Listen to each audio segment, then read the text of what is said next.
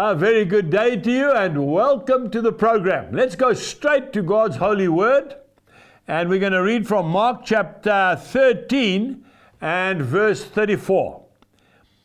It is like a man going to a far country who left his house and gave authority to his servants and to teach his work and commanded the doorkeeper to watch. What are we meaning there? What we're meaning is that when the Lord went home, He gave each one of us work to do. We can't all be evangelists. We can't all be presidents of a country. We can't all be surgeons and doctors and advocates and professional men. Some of us have to sweep the streets. Some of us have to make beds. Some of us have to raise children and get them ready for school every single day. An arbitrary job, you might say. No, not at all. A great privilege, madam. The greatest woman that has ever lived on this earth was a housewife. And I know sometimes that's not politically correct, but I'm going to say it because that's what she was. She watched over the house. Who am I talking about? I'm talking about the mother of Jesus. Her name was Mary. For 30 years, she looked after him. She got him up every morning. She fed him breakfast. She got him dressed. When he fell down and cut his knee, she was there. Not some other maid or something. No, she was there. And who doesn't know Mary? So don't underestimate the work which God has given to you.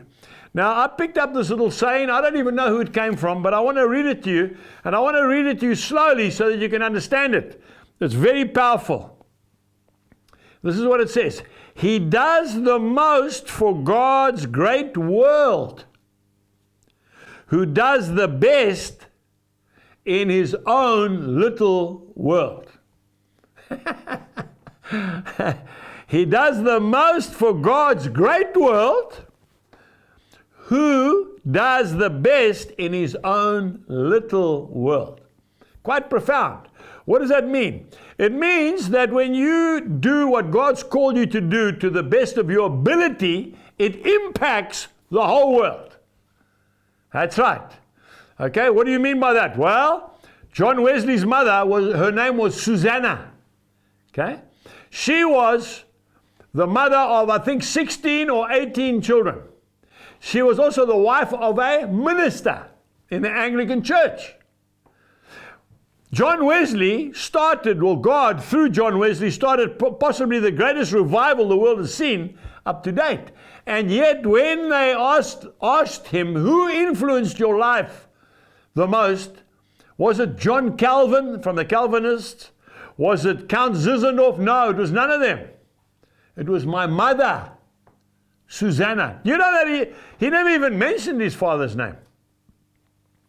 I want to say to you, don't underestimate the work that the Lord has called you to. You say, I'm just a farmer. I drive up and down every day in that tractor and I plow the fields. Sir, you are feeding multitudes of people. You say, I'm just a nurse in the hospital. No, you are nursing people that God created. And because of your love and your compassion, they're getting healed. It's not even the medicine. It's your love. And they're going to go out and change the world. Do the thing which God's called you to do to the best of your ability, and then God will use that to impact the whole world. And by the way, when you are satisfied with what you are doing and you're quite content, that's normally when God gives you a promotion. He doesn't do it before that. I know that for a fact. When you say, okay, Lord, I'm quite happy. I'm just going to do what I'm doing. And you say, good. Now I know I can trust you with more. So may God bless you as you continue to work as unto the Lord. Goodbye.